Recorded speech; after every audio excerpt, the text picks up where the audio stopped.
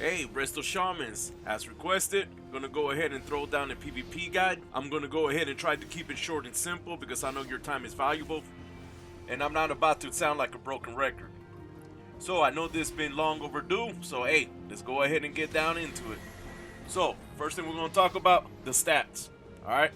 For me, I go ahead and I use Mastery, followed by Haste, then Crit. And I understand with more Crit, you're gonna get more mana regeneration, some bigger crit heals. I go Haste because I want to lower my global cooldowns. So, for this example, I went ahead and I took off my gear that has Haste. The gear that I took off with Haste will be replaced by crit gear, 1000, 2000, 3000. So as you can see, when I'm spamming Purge on the enemy, look how long it takes to go ahead and purge the important moves. So now I'm going to go ahead and add the pieces of Haste. 1000, 2000. And keep in mind that other healers, they're going Haste. So this is going to help you purge their buffs off. Alright, so in terms of talents, hey, these are my talents. Now, I'm not going to go ahead and go through every talent because like I said, I mean, your time is precious, alright? And besides, I know you guys probably seen 10, 15 videos, somebody coming in, chain of heal, heals the friendly target for 18,000. I ain't gonna do that. So, anyway, so get some key notes on this, alright? In terms of my damage, I do damage with Fire Shock, do damage with Frost Shock, and then do damage with Lava Burst, which, with this right here, we'll go ahead on Fire Shock ticks, gives me the instant, or I just hardcast it, whatever. So that's where 3 of my damage come in, alright? So another thing I like to point out, some people have asked me, hey, do you use Purge or Greater Purge? I use Purge because as you can see, with more haste, lowers down the global cooldown, and you're able to go ahead and take off hots and buffs and all that, alright? This one right here, Greater Purge, I mean, come on, man, it's like, you remove 2, sounds cool, right? But you need quick reflexes, you know? Because if not, if you screw up, you're gonna have 12 seconds. So let's go ahead and use a Priest, for example. He goes ahead, pop, use this little haste buff, then he throws some bubbles, then he throws his renew. You're too slow, you go ahead, dispel it. Now, you gotta wait 12 seconds and everything with global cooldown also added onto that, which makes it longer, and you did not even take away the freaking haste buff, right? So at least this one, you could just keep on spamming it. Just watch your mana, but hey, every time they throw one out, you can go ahead and take it out. So it's kind of like tick for tack and everything, you know? So down here, some people they use Thunderstorm, some people use Lightning Lasso. Hey, latency, sometimes DR, that's why I don't use that. Lightning Lasso, okay, whatever, is cool, but hey, DR or whatever, there's better things or whatever I could pick in my opinion, okay? So that's why I got this one right here. For mobility, stack it, more mobility, and then this, in case I get in trouble, I like to go ahead and use Ancestral Guidance, Ascendance, so it'll be 25% increase heal, double the heals, boom, big AoE heal, that saves me and my partner a lot of times, alright? And then this, cherry on top, just in case I need a little quick instant heal after this, in case I'm getting trained and everything, helps out, alright? So this, right here, mobility. Here's another one some people have asked me about. With the Hex, I go ahead and use the reduction by 15 seconds. This, to slow them down, I mean, looks cool and everything, but hey, that's why you got Frost Shock and everything, alright? And over here, to keep the mobility, hey, I got Healing Stream. I got the other one, so I could go ahead and stack it up, because what? It's all about mobility, right? So I got Primordial Wave. Why? All about mobility. So, all that goes with this, alright? And basically, whenever you use those type of Riptide moves, they could go ahead and proc Ascendance. And again, that has helped me a lot. So, that's why I keep that in everything, alright? So, in terms of PvP, the 3 that I've been using the most is Living Tide, Static Field Totem, and I switch out between Grounding Totem and Burrow, okay? And the reason why I go ahead and switch down between these two, because this is more for melee. So if you're getting trained by melee, or you got like a heavy melee guy, hey, it's like a little 2-minute Divine Shield. They can't touch you, you get quick speed and everything, and you're able to go ahead and escape. Grounded Totem, obviously, for casters, alright? So if it's caster heavy comp you're going against, hey, it could save you from Cyclone, could save you from Polymorph, Mind Games, whatever, okay? It saves you on that. Now, Static Field Totem. Dude, this is freaking amazing. So, long story short, I faced an enhancement shaman, right? That enhancement shaman tore me up, okay? Because you think about it, he has the same moves you have, but one more, Feral Lunge, okay? So, I mean, he could get his little gust on you, he could go ahead and, you know, earth grab and all that stuff, and then he got his little static field. But, what he taught me in that match is, for example, you got the enemy target, right? You go ahead and you throw static field totem on top of them, and then you're able to use totemic projection, however you pronounce it, right? You could literally move that target somewhere else. So sometimes it glitches, but most of the time you can move them somewhere else. So what I like to do in terms of my crowd control, I will go ahead and I will hit them with earth grab. All right, they're rooted in place. Then I will hit them with the capacitor totem. Boom, they're stunned. Then I could hit them with hex, right? Because they're not gonna move, they're not gonna interrupt me or anything like that, okay? Or break my line of sight. So I go ahead and I'll hit them with that.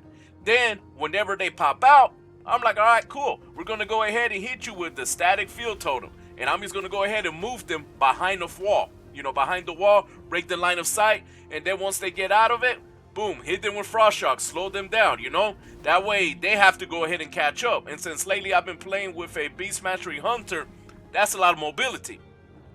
Alright?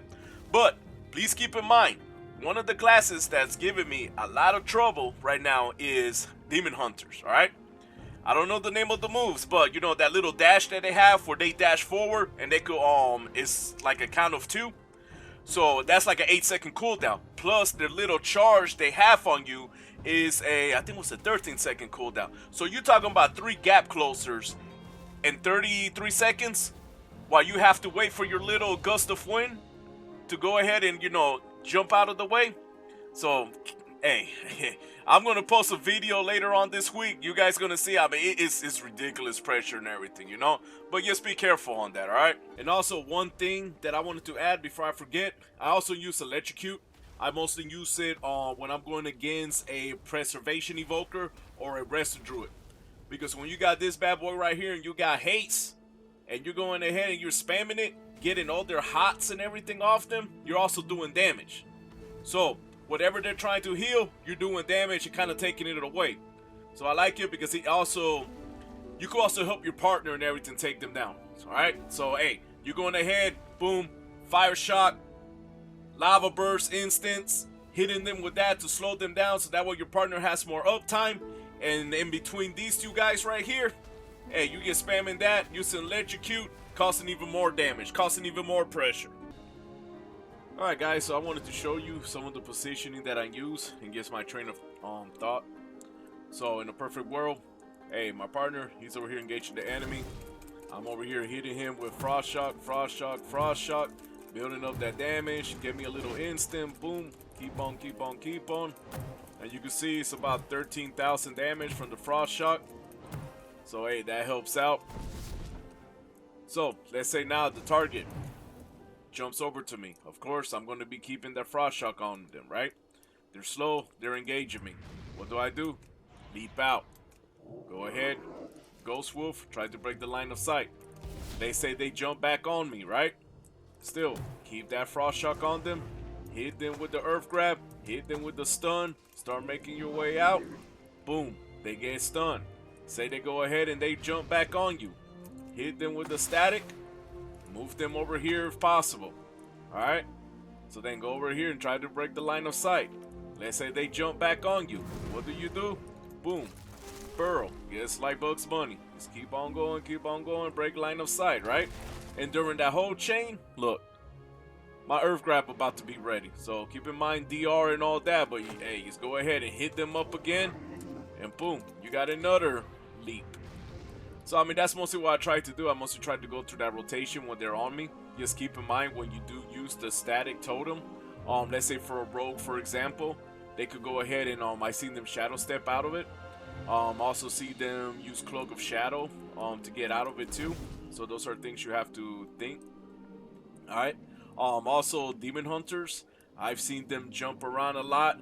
And, you know, while they're jumping, I'm dropping totems, so they'll go ahead and they'll just, like, leap in the air or whatever, or dash in the air. And I seen them avoid my my earth grab, and sometimes I see them avoid my static field totem. So I mean, I don't play a demon hunter, so I don't know what defensive they're using, or is it maybe that since they're jumping up and down, it's not registering that they're touching the ground, so it's not registering they're activating my totem. So I mean, if you guys know, please leave a comment. You know, I really want to know that. So let's say right now, my partner, he's over here. He's taking damage, right? Cool. He's taking damage. I'm coming over here, Riptide, keeping him up, using Primordial Wave and everything. I mean, just keeping him up, right? And the other reason why I'm using all these instants and everything is because, hey, I'm trying not to get crowd control, or maybe I have a another target on me, you know. So I'm just going around, just keeping up that mobility and everything. And also, hey, now it's not like the old days where you're going to use one totem from each class, right? And look at that, Ascension went ahead and procced, right? Of course, the number's gonna be big because I got all these AoE targets and everything that gets healed, but hey. So, it's not like the old days where you could only have one totem from each class. Now, if you feel like you're about to get crowd control, man, you could go ahead and drop, look at that, drop 2 healing streams, boom, drop your oh my gosh totem, and yes, your crowd control, so what? All the heals are going, plus you should be having Riptide on top of them. Just everything just boom, boom, boom, stacking up. Say you and your buddy, you're both taking like high cleave damage, right? And then you're like, oh man, you know, I need to catch up or whatever, or your partner gets getting blown up. Bro, go ahead, Ancestral Guidance and Ascension. Boom, big AoE, right? Then you go ahead, cherry on top, like I said, Nature Swiftness, boom, go ahead, drop that. And then, hey, your Riptides and everything will be all double. I mean, everything will be double, you know?